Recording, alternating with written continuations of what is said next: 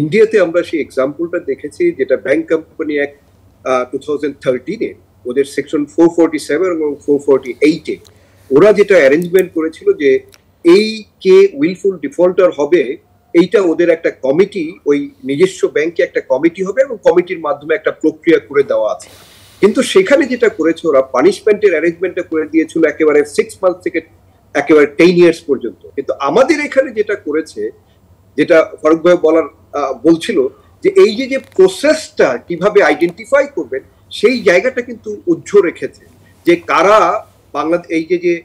Wilful defaulter এইটা bank identify করবে, কিন্তু ব্যাংক আইডেন্টিফাই করবে কোন প্রসেসে সেই জিনিসটা কিন্তু এখন পর্যন্ত আমাদের কিভাবে কমিটি হবে এবং কমিটিতে কিভাবে আইডেন্টিফাই করবে, যেটা বলা হয়েছে যে তাকে শুনবে,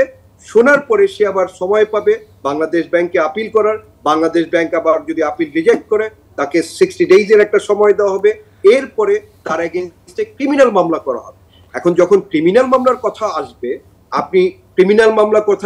কথা আসলেই আমাদের দেশে যেটা হবে সেকশন 420 এবং 406, যেটা আমরা কিন্তু এই ব্যাংক কেসে কিন্তু আগে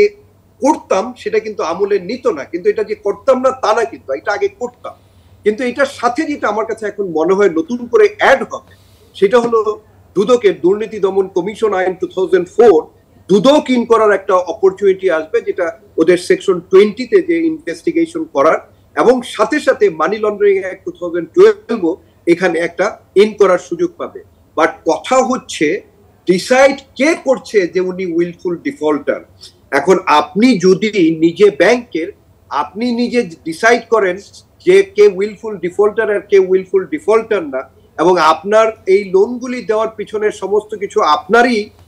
দায়িত্ব ইনভলভ, তাহলে আপনি কিভাবে ডিসাইড করবেন who is going to be the wilful defaulter or who is not wilful default? Board and management এই সেপারেশনটা নেই, এবং এই যে উইলফুল ডিফল্টার বড় বড় যে লোনগুলি হচ্ছে, এই লোনগুলি তো কনাইভেন্স উইথ দি বোর্ড এবং সিনিয়র ম্যানেজমেন্ট যারা, তাদের মাধ্যমে জিনিসগুলি হচ্ছে। এবং আপনি যদি কোনো লোন 5% এর বেশি কোনোভাবেই যদি ব্যাংক যদি চায় যে তার লোনটা ডিফল্ট না হবে, তাহলে সেই লোন ডিফল্ট হবে না, কারণ তারা যেভাবে স্ক্যানিং করে, ভ্যালুয়েশন করে, লয়ারের ওপিনিয়ন নেয়, সার্চ করে, এখানে দেয়ার ইজ নো ওয়ে, যদি ওই ধরনের কোনো ডিজাস্টার না হয়, যে আপনার আর্থকুয়েক হলো, না হলে একটা গভর্নমেন্টের পলিসি ডিফল্ট হলো, যে কোনো একটা সিরিয়াস কোনো কিছু না হলে, তাহলে সেই লোন ডিফল্ট হওয়ার বা ব্যাংকের সিকিউরিটি মিস হওয়ার, অ্যাবিউজ হওয়ার কোনো সুযোগ নেই। তাহলে এটার সবচেয়ে বড় রিজন যেটা হলো বোর্ড এন্ড ম্যানেজমেন্ট। এবং অন্য দেশে যদি ইউএস এর আপনি আইন আনেন, সেখানে আছে প্রপার্টি সিজ করার, যে আপনি যদি উইলফুল ডিফল্টার ডিফাইন হয়ে যান,